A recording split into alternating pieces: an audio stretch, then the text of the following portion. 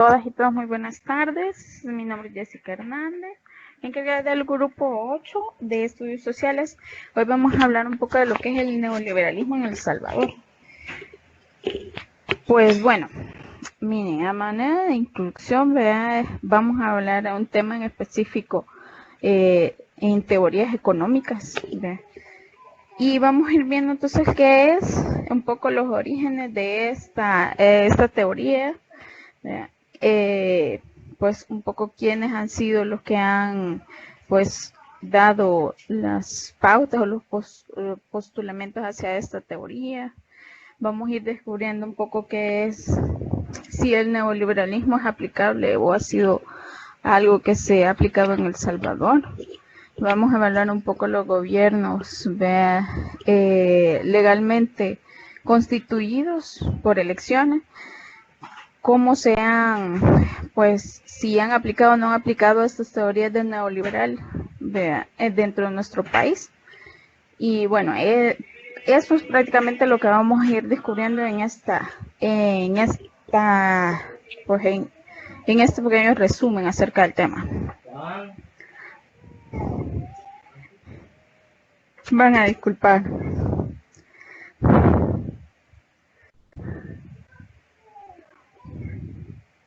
Bueno. Muy bien, pues vamos a empezar un poco con los orígenes de lo que es el neoliberalismo.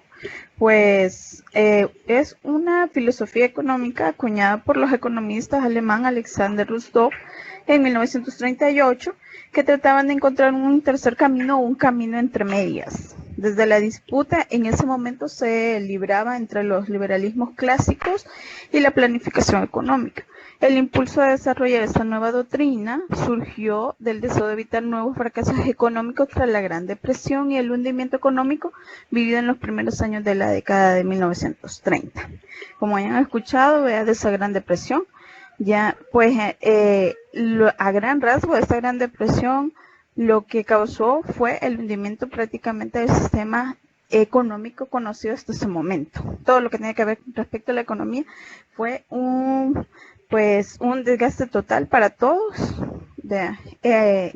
prácticamente en distintas partes del mundo. Entonces, por eso se le llama una Gran Depresión de 1930. En el neoliberalismo es un modelo de desarrollo que surge en las últimas décadas del siglo XX, como contrapeso a las ideas planteadas por el consenso keynesiano, que predominó la agenda económica desde la década de 1930 hasta 1980. ¿Qué es este consenso keynesiano? Pues bueno, los keynesianos son los que pues acuñaron y llevaron en su máxima expresión lo que es el neoliberalismo, y por eso vamos a escuchar bastante sobre el consenso keynesiano o las teorías keynesianas. El término se introdujo de nuevo en la década de 1980 debido a las grandes reformas económicas realizadas en Chile durante la dictadura de Augusto Pinochet y que fueron impulsadas y supervisadas por economistas de la llamada Escuela de Chicago o los Chicago Boys. Los Chicago Boys fue un grupo de economistas prácticamente estadounidenses que aplicaron y que dieron paso, y que todos eran de la Escuela de Chicago y que dieron paso a estas teorías. Tanto fue así que ellos después o casi actualmente todavía mantienen cargos a niveles públicos de este impulsado neoliberalismo a nivel latinoamericano. La adopción de las políticas neoliberales y la aceptación de su teoría económica desde la década de 1970 para la mayoría de los países desarrollados se ven por parte de muchos economistas post-keynesianos como la causa del hundimiento del sistema financiero internacional del año de 1907 y del 2007, y el 2008. Más tarde se manifestó la llamada Gran Recesión.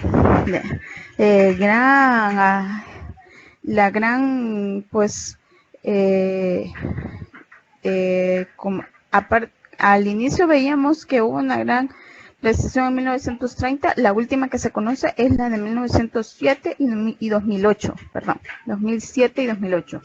Ya en esa gran recesión, pues muchos de los países o grandes potencias mundiales, vea, en cuestión de economía, tuvieron pues ese gran declive en cuestiones económicas, financieras, fiscales, de que se llamó pues una gran recesión. Entonces veamos qué es el neoliberalismo. Pues primero lo que hay que comprender es que esto es un debate entre Estado y mercado. Desde ahí nos posicionamos para encontrar que el Estado, vean, entre sus funciones está el hecho de mediar con el mercado. Vean, y entre ello, el mercado, vean, también es parte del desarrollo de un Estado. Pero este es el gran debate. Vean, el principio fundamental de esta concepción neoliberal es el del libre mercado. Este es un modelo económico según el cual, con la excepción de determinadas actividades consideradas propias del Estado, como la defensa nacional, la promulgación de leyes o el mantenimiento del orden público, como todas las actividades económicas dependen exclusivamente de la libre iniciativa de los individuos. Entonces, como les explicaba, este gran debate entre Estado y mercado, y que aquí y claro, tiene que ver también con aquellas formas en que cada país quiere tener, pues hacer esta práctica de Estado y lo que quiere como mercado. Los postulados básicos del neoliberalismo son la privatización y liberación de la economía, la eliminación de los programas y de seguridad social, la eliminación de los impuestos a las exportaciones y los controles de precios y subsidios y otros. Quizás hasta el momento no veamos que esto quizás nos afecte tanto, pero vamos a ver en realidad qué tanto esto afecta o no afecta. Entonces el neoliberalismo, también conocido como liberalismo o liberalismo tecnocrático. Cuando ustedes encuentran esto, neoliberalismo o liberalismo tecnocrático, pues estamos hablando de lo mismo, neoliberalismo. Es una corriente económica y política capitalista. Mira que se los puse esto subrayadito. Vean, porque no está basado en ningún otro tipo de política más que la capitalista. Desde ahí ya podemos, vean, todavía seguir pues dando mucho de qué hablar acerca del neoliberalismo. También, vean, es un modelo económico, social, político que sostiene como base de sus planteamientos la necesidad de libre social del mercado en su funcionamiento de la economía con el propósito de corregir, según sus planteamientos, los desequilibrios ocasionados por la inversión del Estado en la economía. Ese es su objetivo. Ahora, miren, vamos a entrar entonces a una primera. Con esto, ¿será que alguien tiene algún comentario o pregunta?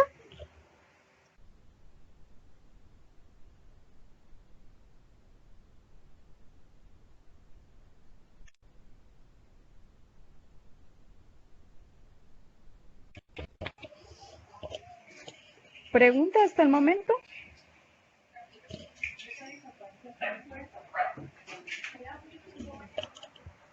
¿Será que todo está claro?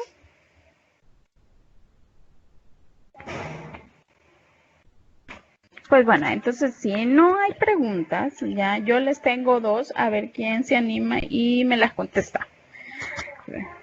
Primero, a ver, veamos, ¿cuál era el origen entonces del neoliberalismo? Empecemos por ahí.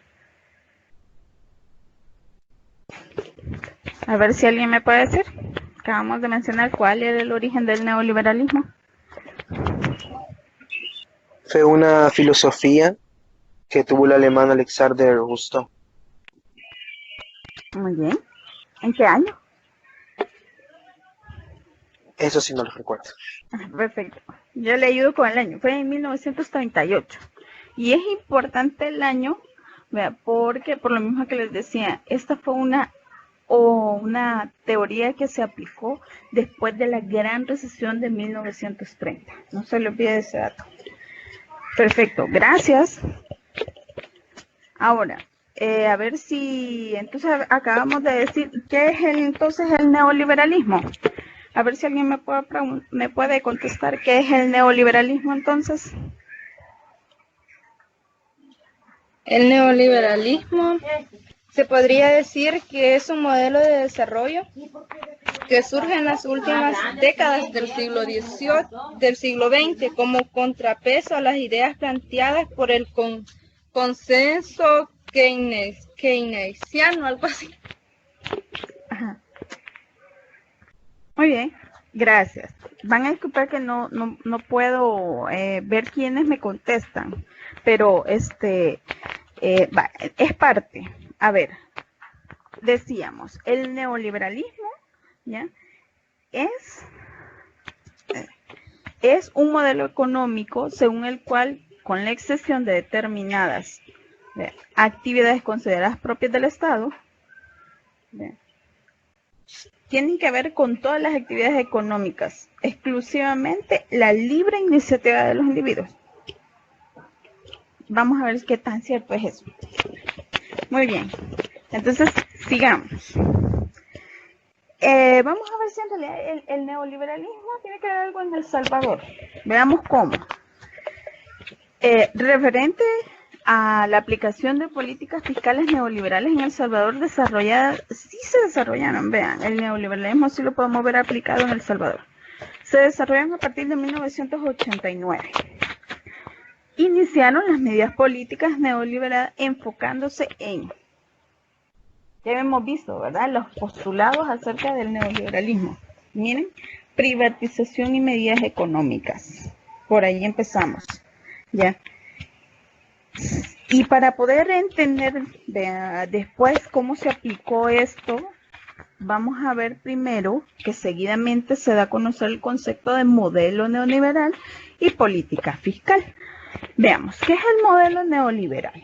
Es una abstracción del comportamiento de la realidad de producción, distribución y consumo de bienes y servicios. Veamos cómo es todo este rollo. El modelo neoliberal es una abstracción de esta realidad de la producción y distribución de consumo de bienes y servicios. Vean, todo lo que tiene que ver, ¿ya?, en el ir y devenir, en cómo se transfigura todo el hecho económico, ¿ya?, tiene que ver este modelo. Conste, este es un modelo, ¿ya? No es que sea el utópico, es un modelo. Pero todo lo que tiene que ver con producción y distribución de bienes, ¿ya?, que es complejísimo, ¿ya?, en realidad es una cadena de procesos, de pasos que nos llevan a tener un bien y un servicio. Y todo eso tiene que ver con el modelo neoliberal. Y todo eso se fiscaliza. La política fiscal. Entonces, la política fiscal es un componente de la política económica. ¿Estamos hablando de cosas distintas? No. Una tiene que ver con la otra. Que tiene como objetivo facilitar el buen desempeño de la economía nacional para lograr niveles aceptables de crecimiento, inflación y empleo, que pretende atenuar las fluctuaciones de la economía. La política fiscal, para poder tomar medidas de política fiscal, tienen que ver los ingresos que entran al Estado. ¿Por medio de qué? De los impuestos. Y esta ecuación se complementa con los egresos, que tiene que ver con qué. Los egresos tienen que ver con la inversión, el consumo y el empleo público. Todo esto se toma en consideración para hacer una política fiscal. Bien, entonces, en El Salvador, este modelo tiene su génesis durante el inicio de la década de los 90. O sea, miren, entonces aquí sí se aplicó el modelo neoliberal en El Salvador, sí. Miren, la década de los 90, en el primer gobierno del Partido Arena, con su punto de partida es definido por la aplicación de una serie de medidas que se denominaron políticas de ajuste estructural y políticas de estabilización económica. Vamos a ver qué es esta cuestión de la... Entonces, ¿pero qué es entonces el ajuste estructural? Veamos. Este concepto se usa en la economía y las finanzas públicas. Consiste en varios programas económicos encaminados ¿a qué? A reducir el tamaño del sector público a través de la privatización y la reducción de gastos, o ambas medidas. La disminución del déficit presupuestario, el control de la inflación y el incentivo de la inversión y los ahorros privados vía reforma tributaria. Ay, vean qué problema. Empezamos con lo difícil que ha sido. Vean, esta es una historia bien dura, ¿ya? Y difícil de contar y abarcar con tanto que hay que decir. Pero vean, los ajustes estructurales han sido una cuestión de tiempo y de mina en nuestro sistema económico. ¿Por qué? Reducir el tamaño del sector público implica que entonces tenemos más espacio en el sector privado. Cuando hablo que hay más espacio para el sector privado, no es que sea malo, lo que pasa es que debe de regularse porque el sector público se supone que el objetivo es buscar el desarrollo pleno de todos los ciudadanos. Entonces, entonces este tipo de medidas deben de supuestamente ayudar a que todos tengan empleos dignos y remunerados. Entonces, pero los ajustes estructurales dicen que nos ayudan a reducir el tamaño del sector público. Ven, ¿a qué más entonces ayudan estos ajustes estructurales? ¿Ya? Y dice que a través de la privatización y la reducción de gastos. Y lastimosamente a veces la privatización va en sentido siempre de apoyar más a la área privada que a la área pública. Y la reducción de los gastos va encaminado a optar por quitar programas sociales, ¿ya? O no hacer programas sociales para seguir ayudando a la área privada. La disminución del déficit presupuestario. Pues en teoría, ¿vea? Se supone que estos ajustes estructurales deben de darnos supuestamente más capacidad de pago, ¿ya? Se supone que nos deberían de dar más dinero para poder solventar nuestra deuda, pero en realidad no, ¿ya? Entonces no existe esta disminución, ¿ya? El déficit presupuestario va a radicar en que no tenemos el dinero suficiente en los presupuestos para darles a todas las entidades del sistema público para poder, pues no tenemos el dinero suficiente para poder darles a cada ministerio para que cumplan con su rol, sus objetivos y sus proyectos. El control de la inflación. Bien, el control de la inflación en la economía es un factor bastante difícil de controlar. ¿Por qué? Porque como la producción tiene que ver mucho con eso, ya que nosotros actualmente exportamos mucho de los productos que consumimos. No podemos ni siquiera poder abarcar parte de la canasta básica que todo el país necesita para poder solventar su necesidad alimentaria.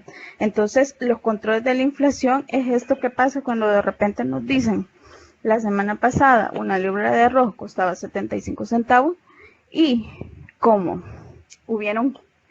ahora el caso específico del que estamos padeciendo en la pandemia por salud, ¿verdad? Por el COVID, entonces han habido cambios y claro que había una inflación de precios, porque ha cambiado el sistema de distribución de los productos, entonces hay un control de la inflación.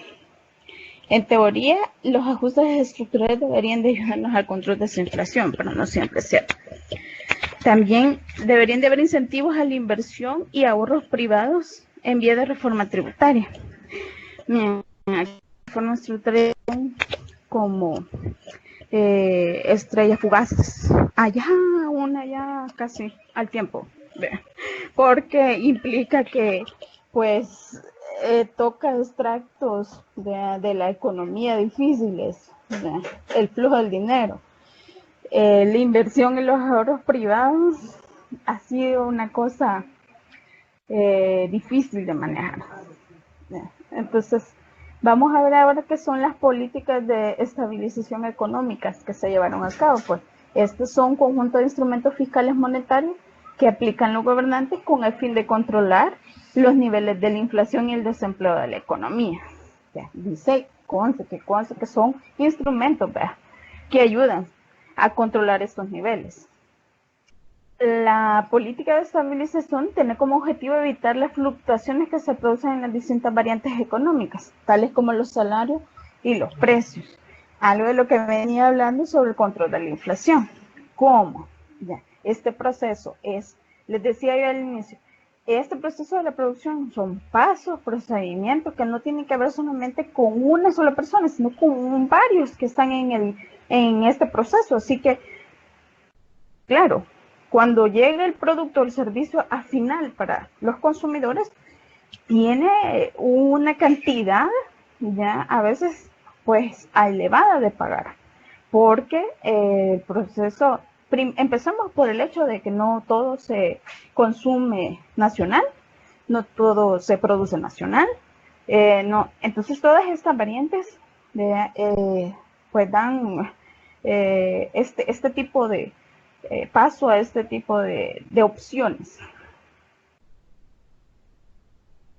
Entonces, vean, estos programas tienen como base una serie de préstamos, ¿verdad? Porque ya vimos que estos ajustes y estas políticas que supuestamente nos ayudan a estabilizar la economía, ¿verdad?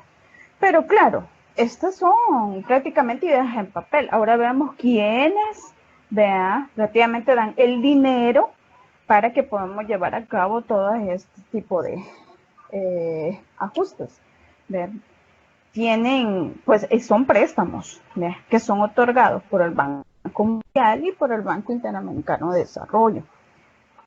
Contienen una serie de condicionalidades que tenía que cumplir el Estado salvadoreño para realizar cada uno de esos desembolsos.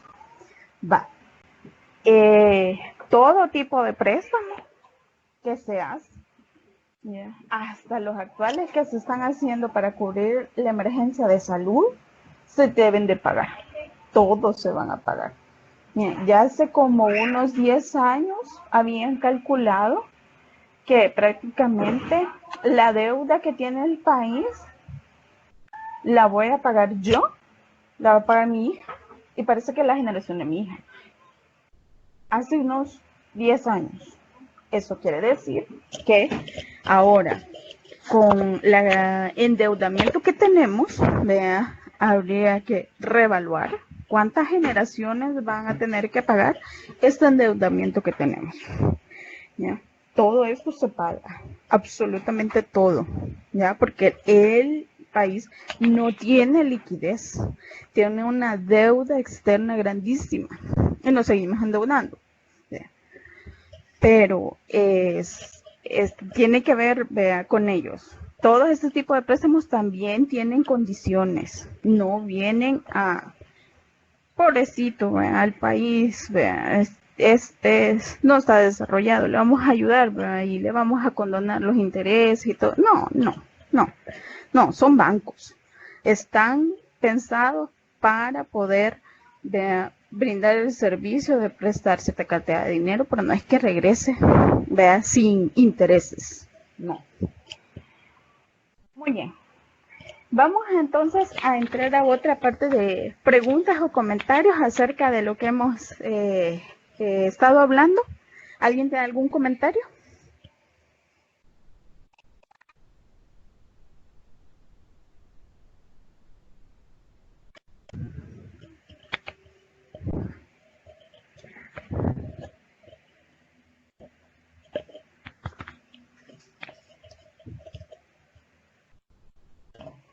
Bueno, y si no hay comentarios, no se preocupen. Entonces, preguntas sobre lo que hemos estado hablando. ¿Algo que no haya quedado claro?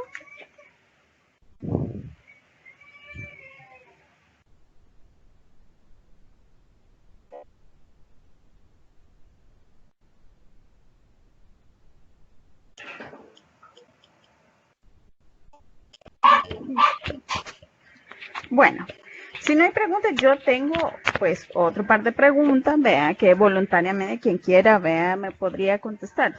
Veía yo importante que recordáramos cuáles son los postulados del neoliberalismo. ¿Será que alguien podría contestarme, por favor?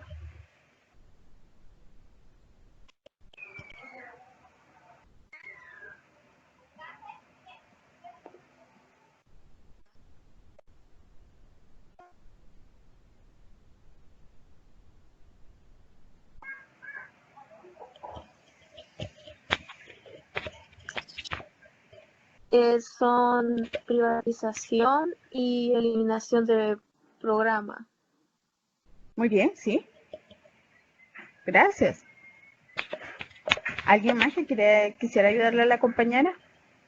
Dijo privatización y eliminación de programas.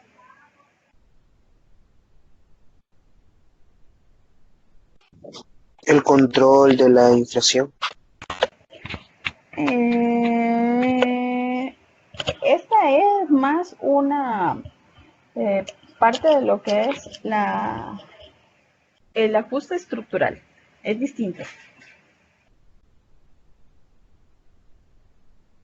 Pero hay algo que se nos está quedando, es sumamente importante recordarlo, sobre los postulados del neoliberalismo. Se lo voy a soplar para que pasemos a otra pregunta. Vean, es la eliminación de los impuestos a las exportaciones y los controles de precios y subsidios. Eso es importante que recordemos. Entonces, la privatización y la liberación de la economía, la eliminación de los programas de seguridad social o los programas sociales y la eliminación de los impuestos a las importaciones y a los controles de precios y subsidios. Muy bien, aquí les tengo también otra preguntita. Veamos entonces, tiene que ver algo con lo que contestó el compañero. ¿Me podría definir alguien entonces qué es el modelo neoliberal?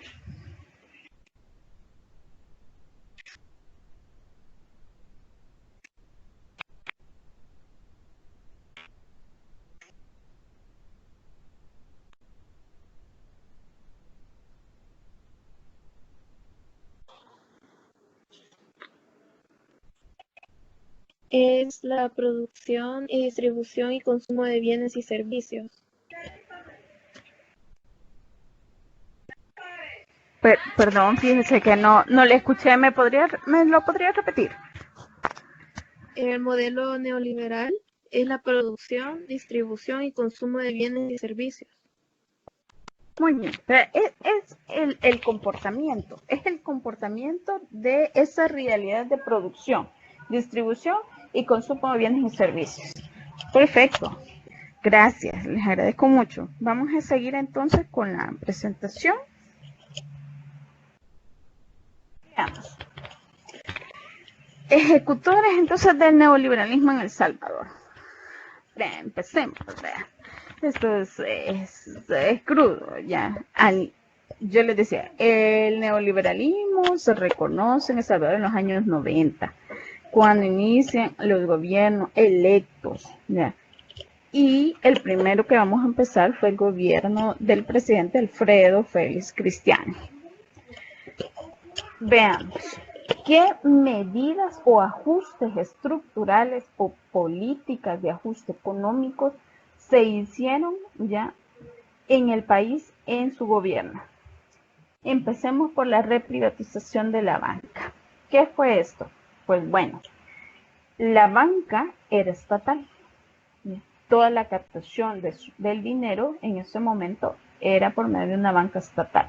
Obviamente las reglas del juego eran otros. Al reprivatizar la banca, pues bueno, entonces cambió. Y ahora el Estado ya no era el dueño de la banca, ¿ya? Y que eso es mucho en realidad, porque todo el sistema bancario tiene que ver con la cuestión de la economía. Y al cambiar, cambia a Estado privado. Entonces ya ahora ya para el país desde ese momento ya la banca deja de ser estatal y pasa en manos privadas. Lo difícil fue de que pasa a manos específicas. Vea, hay mucha información acerca de la privatización de la banca en El Salvador. Hay mucha historia, cuáles bancos fueron privatizados, vea, por cuáles empezó y todo. Y pues bueno, ya con eso pues salimos del juego de la banca. Y ahora empieza también la reliberalización de los precios de la canasta básica. Pues miren, les decía yo que había un gran problema el hecho de que no tenemos la capacidad de producción para poder tener granos básicos para nuestro país. No los tenemos, ya no producimos. Antes nuestro sistema de producción económico daba, pues la mayoría de la parte de los granos se mantenía en el país. El hecho de tener esta capacidad daba mucho a que la economía fluyera un poco más dentro del país, ¿verdad? Porque daba la producción, nos ayudaba a que se mantuviera en este flujo. Pero también, vea, entró la privatización del comercio exterior del café y del azúcar.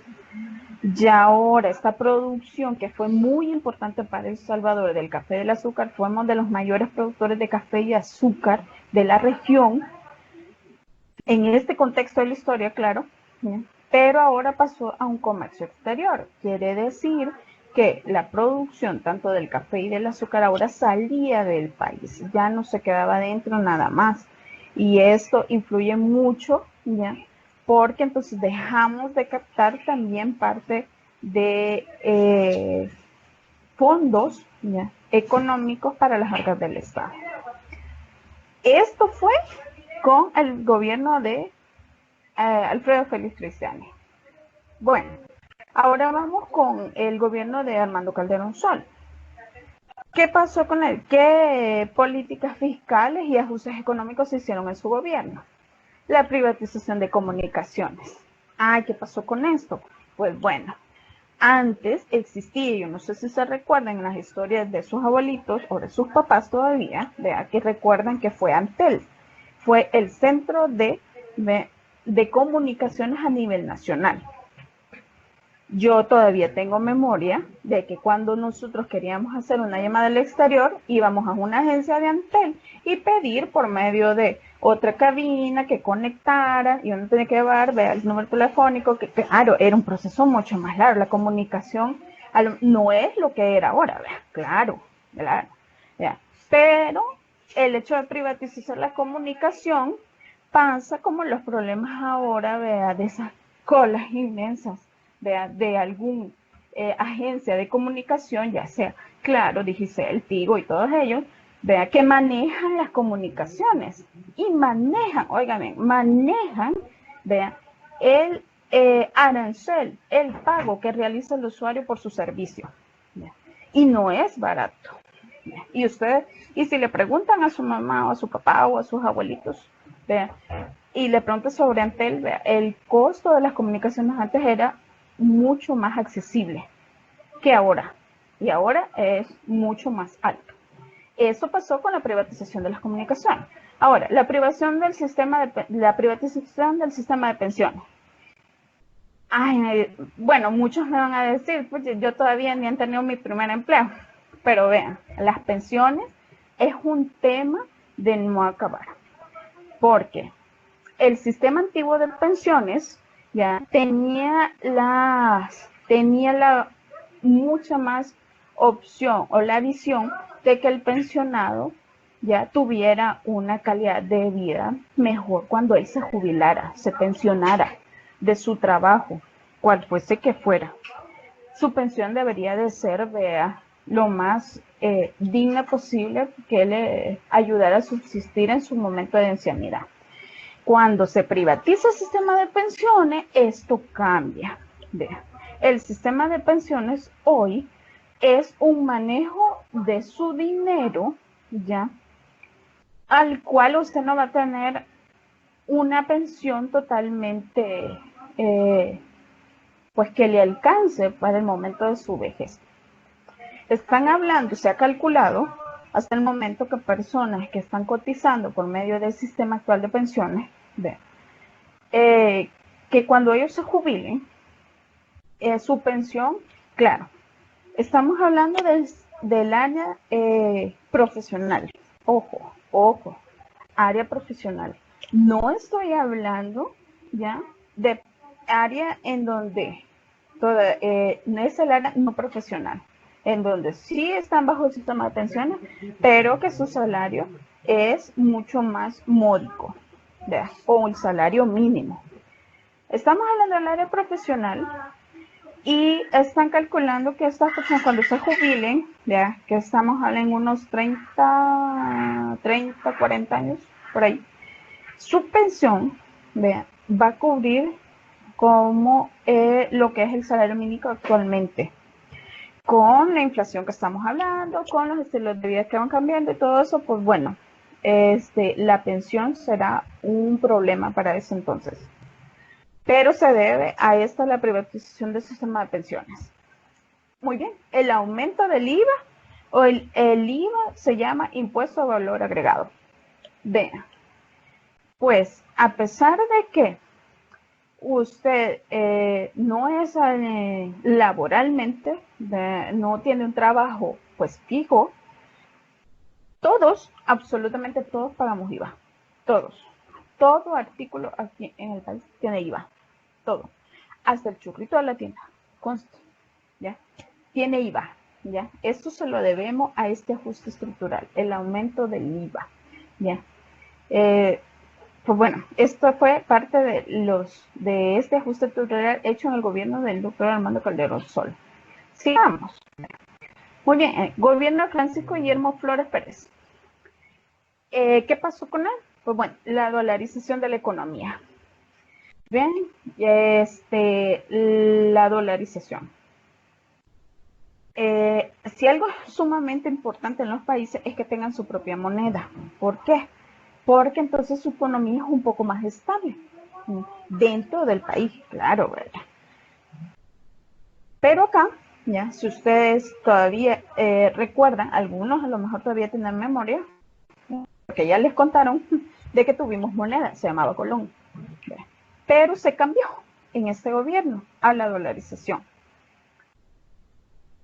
Hablan ya que la dolarización fue una de esas. ¿Se acuerdan que anteriormente les dije yo de que los bancos, el Banco Mundial y el Banco Iberoamericano, ya, tenían condiciones para poder hacernos préstamos? Pues bueno, parece que una de las condiciones era el cambio de moneda, con supuestamente la excusa de que podríamos incursionar más en los mercados fuera, ¿verdad? Cosa que es difícil, ya, obviamente difícil. Entonces vino la dolarización de la economía y desde entonces el valor de nuestra moneda cambió y la economía igual. Entonces el exceso de los precios a comparación de si hubiesen estado en nuestra moneda, ¿verdad? Ha sido unos cambios bien drásticos. La extensión del IVA a los productos básicos, ya, como les decía anteriormente, el IVA ya con Armando Calderón empezaron en algunos sectores y bueno, aquí el IVA a todos los productos básicos, todo, se extendió el IVA. Entonces todos los demás productos que no se había podido, no se le había agregado el IVA anteriormente, ya. Ahora entonces ya con el gobierno de Francisco Flores, entonces pues vienen a los productos básicos. Las reformas al transporte público, ya. Estas fueron medidas que se realizaron, ¿verdad? También como políticas a la economía, ya, o ajustes estructurales, en que, pues, estas reformas al transporte público, ¿verdad? Fueron más que todo para, lo que pasó fue de que se permitieron que se ampliaran algunas líneas en cuestiones de transporte y otras no. Y la decadencia después de la cuestión del transporte público, que es una cosa que venimos notando desde hace muchos años. Pero tiene que ver un poco también con esta cuestión de la reforma. Miren, aquí hubo algo, ¿verdad? Rotundamente, pues, en cuestión de organización y de movilización terrible. Hubo un intento fallido de la privatización de la salud. Mira, el aspecto de la salud, todos, absolutamente todos deberían tener acceso a la salud. Es un principio básico y necesidad básica de todo ser humano. Entonces todos deberían tener acceso. Pero ya hubo un intento fallido acerca de la privatización de la salud. Y esto fue en este gobierno. Digamos entonces, y ahora con el gobierno de Elías Antonio González Saca.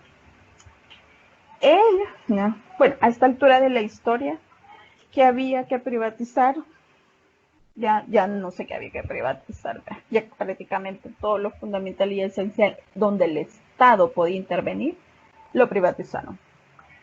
Entonces él se concentró en los tratados de libre comercio.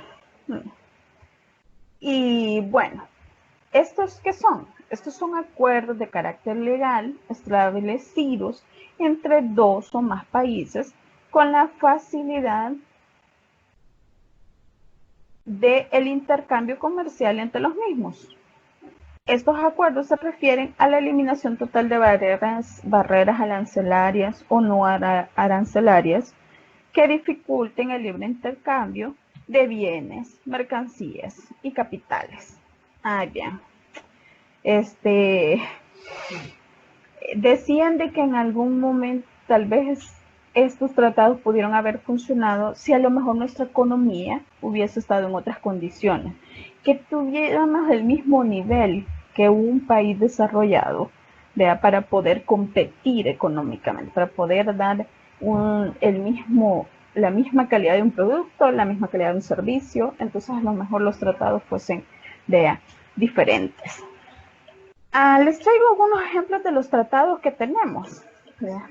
Empezando desde el 2000, bueno, del más actual, está el de Centroamérica y Unión Europea, que entran Costa Rica, El Salvador, Guatemala, Honduras, Nicaragua y Panamá.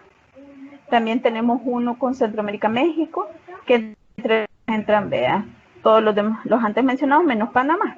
Y estos se firmaron en el 2011. Tenemos el Triángulo Norte con Colombia, en el 2007.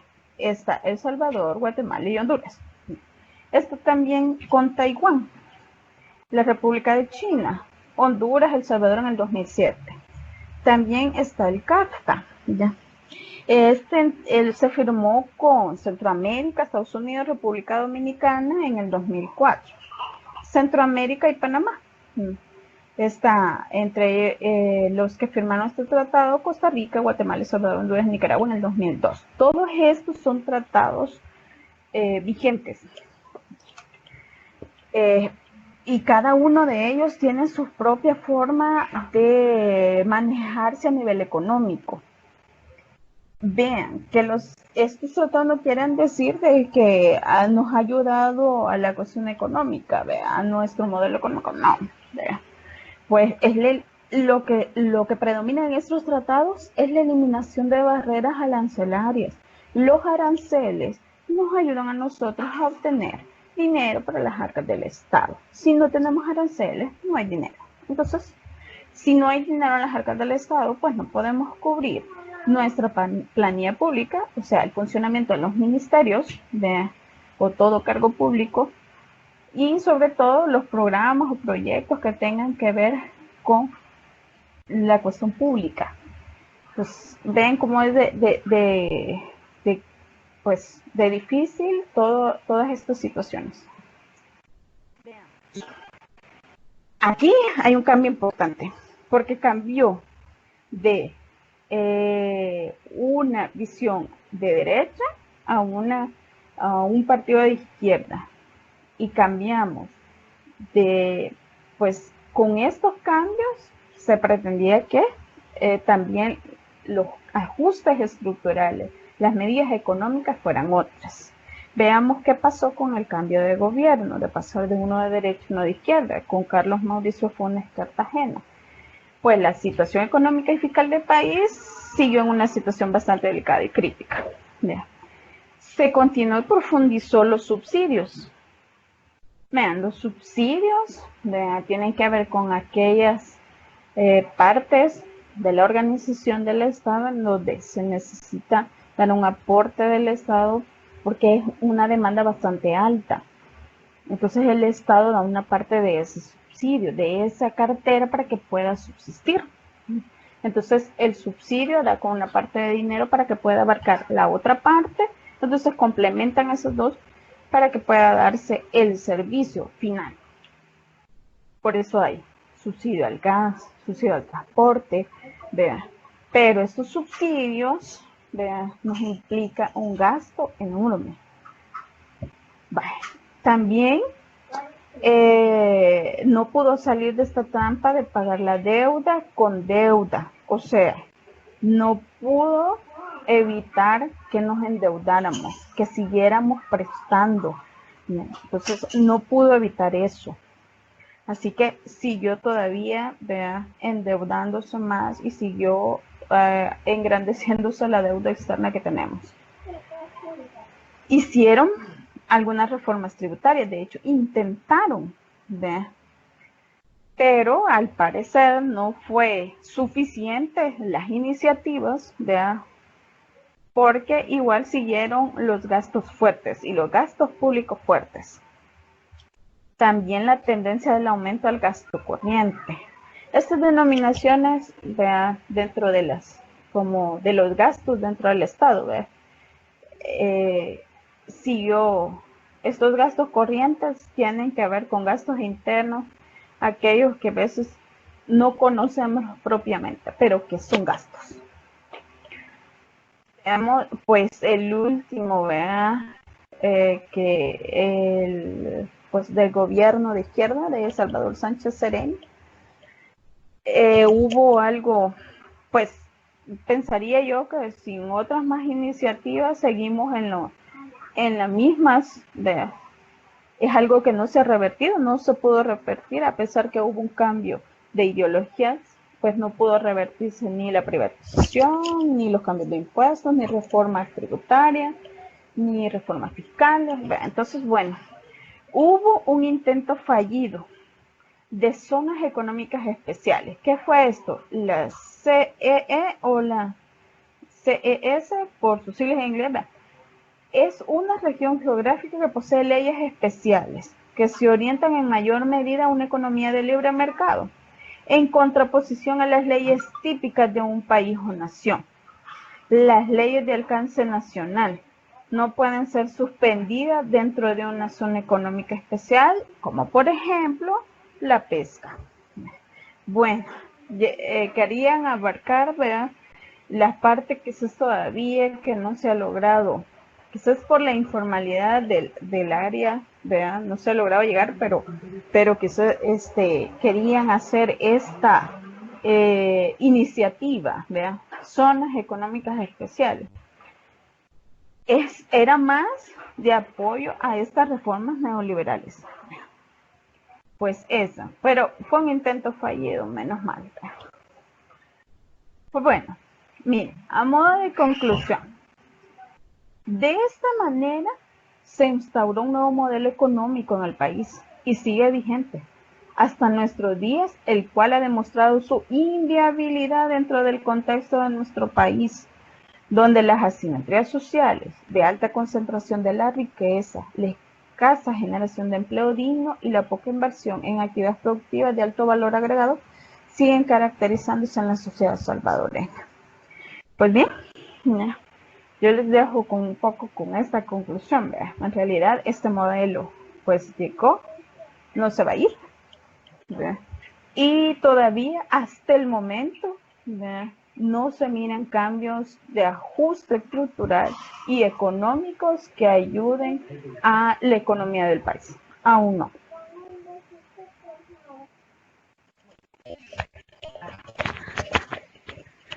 ¿Comentarios?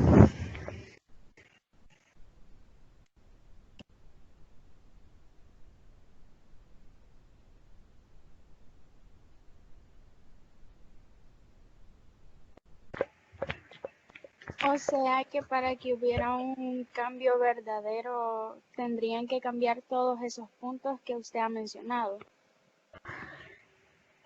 Para que hubieran cambios verdaderos se tendría que cambiar de modelo. Y modelo capitalista primero. Por ahí. Gracias por contestar. Ah, bueno, gracias.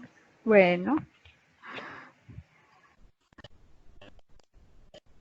¿Algún otro comentario o pregunta? ¿Algo que no haya quedado claro? ¿O que crean que estoy inventando algo? Conste que no. Se,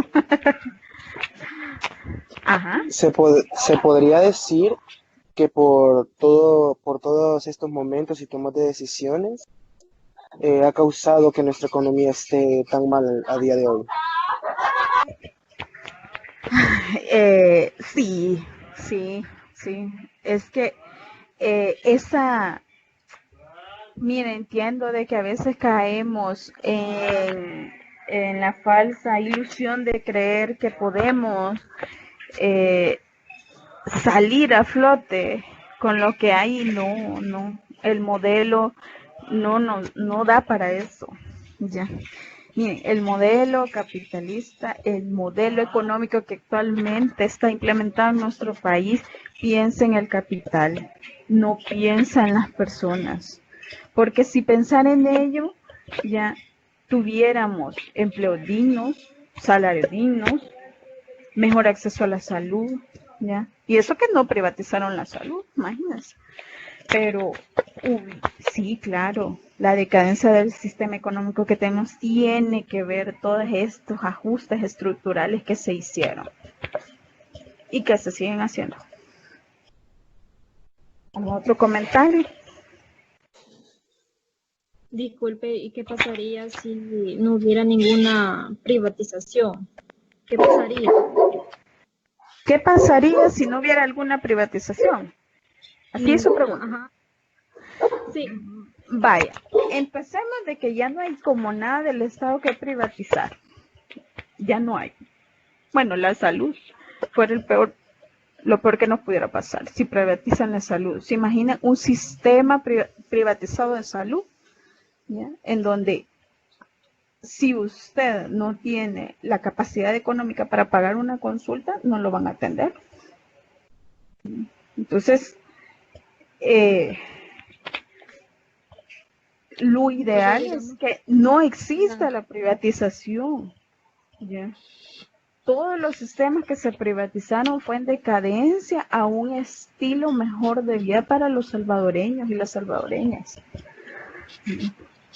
No debería de privatizarse ningún área en donde tenga que ver con el desarrollo pleno de los seres humanos. ¿Y qué tiene que ver eso?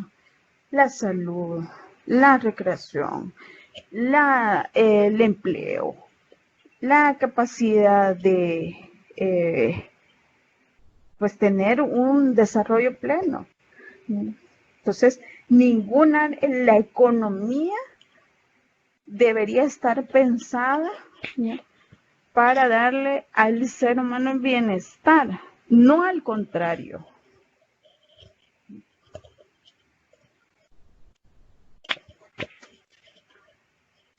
Muy bien. ¿Algún otro comentario o pregunta? Quisiera agregar algo. Sí, ¿cómo no?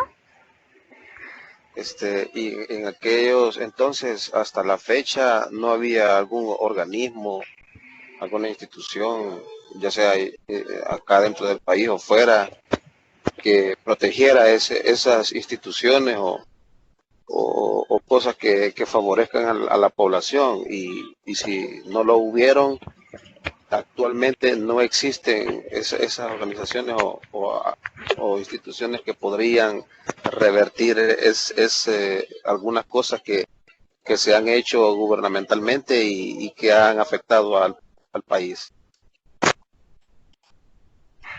Pues, fíjense que el único garante que puede revertir esto es el mismo gobierno. Y instituciones externas del país que puedan intervenir dentro de otro, solo son en estados de calamidad. Que aquí hubiera un desastre, terrible, en donde el país queda casi inhabilitado, pueden entrar organizaciones humanitarias a intervenir y ayudar al país. Mientras todo lo demás, el gobierno decide, porque él es el garante. ¿Se acuerdan que al inicio les mencioné yo que la teoría neoliberal, el neoliberalismo, el modelo tiene que ver el gran debate entre Estado y mercado. El Estado es el garante de darle el acceso a lo que mayormente se pueda para todo ciudadano en su país. El gobierno es el único que puede revertir esto. Y claro que sí se puede. Aquí hay 3 poderes, ¿ya?, que al ponerse de acuerdo pueden hacer un reajuste estructural. Claro que sí lo pueden hacer. Aquí la gran pregunta es, ¿por qué no lo hacen? Si pueden hacerlo, ¿por qué no lo hacen? Yo creo que sería que porque a ellos no les conviene dejar de estar como estamos ahorita.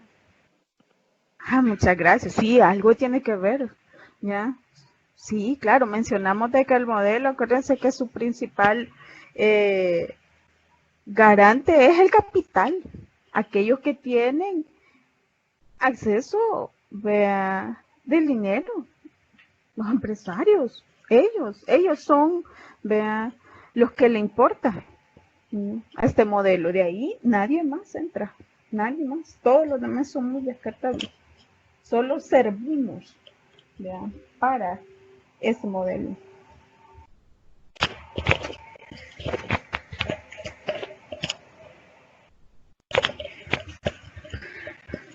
Yo tengo una pregunta.